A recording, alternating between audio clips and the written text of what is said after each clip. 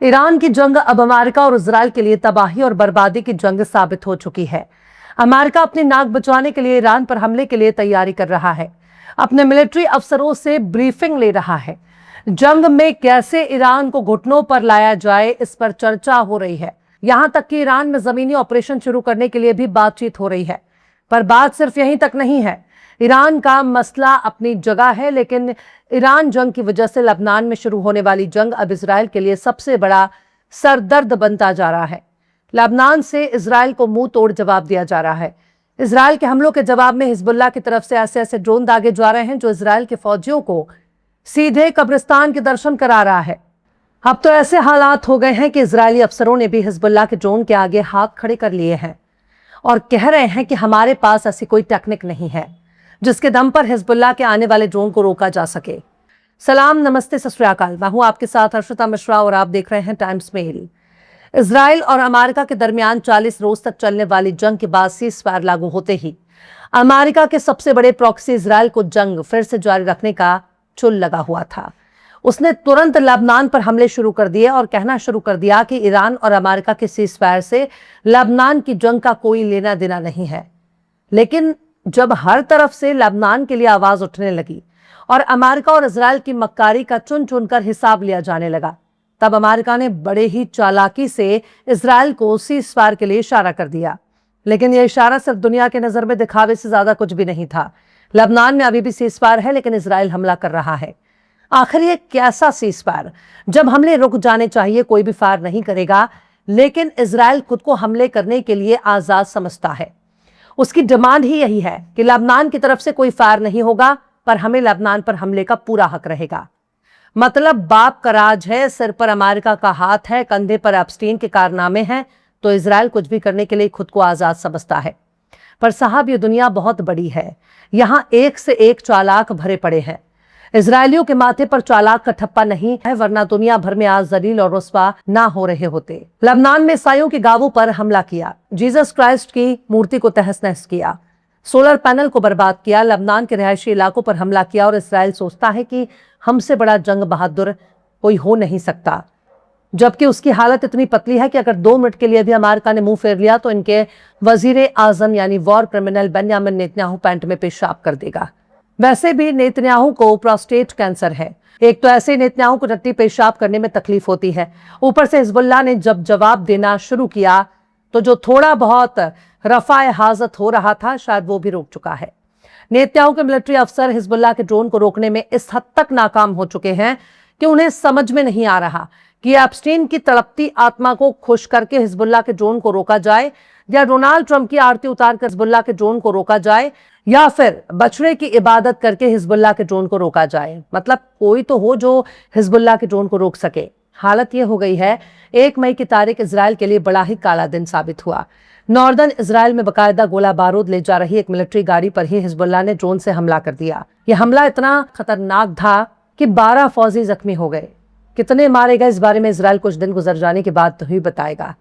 और यही कह रहा है कि साहब, लेबनान से हिजबुल्लाह के दागे गए ड्रोन ने एक माल ढोने वाली गाड़ी को हिट कर दिया, जिसकी वजह से उस गाड़ी में आग लग गई और उस गाड़ी में रखे गोला बारूद भी फट गए।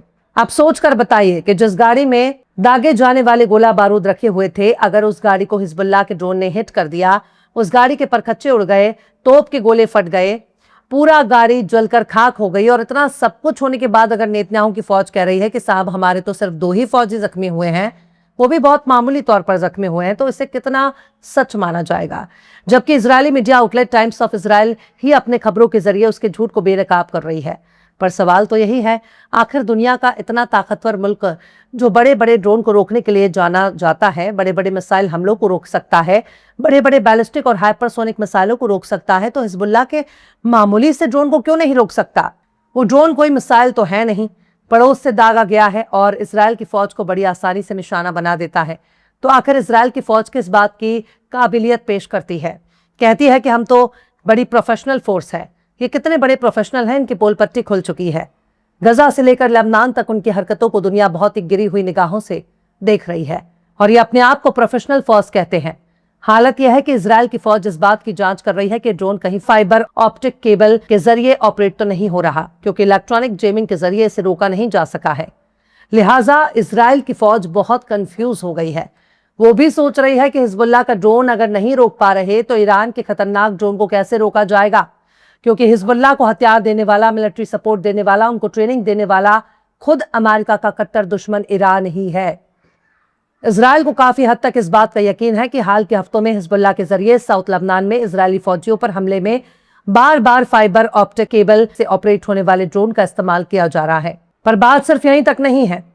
Israeli media outlet Jerusalem post ने इजरायली फौज की हालत के बारे में जो खबर दिया है वो भी ज्यादा शर्मनाक है।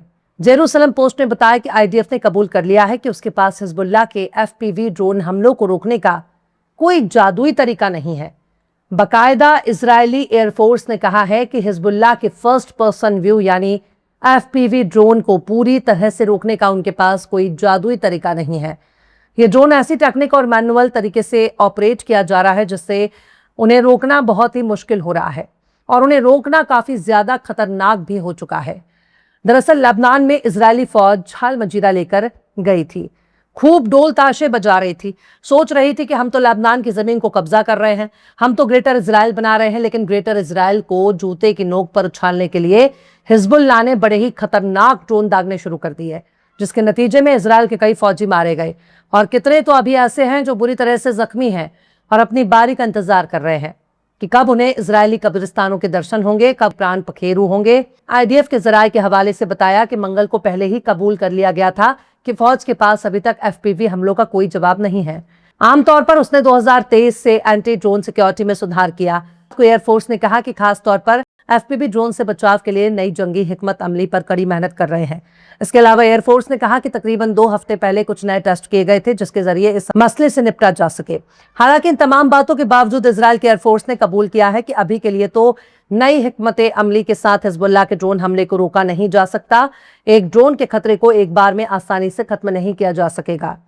मतलब खूब झाल मजीरे लेकर, खूब ढोल ताशे पीटकर कुछ हाथ नहीं लगाए। जिस इजराइल ने यूएई को ईरान के जवाबी पलटवार से बचाने के लिए आयरन डोम दिए और अपनी फौज भी भेजकर उसकी मदद की, उस मददगार इजराइल के पास इतना ही ताकत नहीं है कि वो लेबनान के एक अस्करी ग्रुप के ड्रोन हमले को रोक सके। खैर, किसी को कमजोर नहीं समझना चाहिए। इजराइल अभी भी लेबनान पर हमले कर रहा है। लेबनान पर हमले करके थक जाता है तो फिर गजा पर करता है। अगर गजा और लेबनान पर हमले कुछ वक्त के लिए बंद करता है तो वेस्ट बैंक में फिलिस्तीनियों पर हमले शुरू कर देता है। पर इतना तो है कि इजरायली सिर्फ अमेरिका के दम पर कूद रहे हैं, खुद के दम पर ये क्या ही बिगाड़ेंगे। जब तक उनके कंधे पर अमेरिका का हाथ है तब तक ये जंग बहादुर है, वरना ये बंकर में दुबक कर बैठ जाएंगे। फिलहाल इस खबर में बस इतना ही। यह एपिसोड आपको कैसा लगा कमेंट बॉक्स में जरूर से बताइए। पसंद आए तो लाइक करें, शेयर करें और बेबाक, निष्पक्ष, स्वतंत्र पत्रकारिता को सपोर्ट करने के लिए हमारे चैनल टाइम्स मेल को जरूर से सब्सक्राइब करें और बेल आइकन की घंटी वाली बटन जरूर से दबा दें ताकि आपको हमारे आने वाले नए वीडियो की नोटिफिकेशन फौरन ही मिल जाए। फिर मिलते हैं किसी और वीडियो में एक नई खबर के साथ। हर्षिता मिश्रा को दीजिए इजाजत। जय हिंद। अगर अभी तक आपने हमारे चैनल टाइम्स मेल को सब्सक्राइब नहीं किया है तो जल्दी से सब्सक्राइब कर दें और बेल आइकन भी प्रेस कर दें।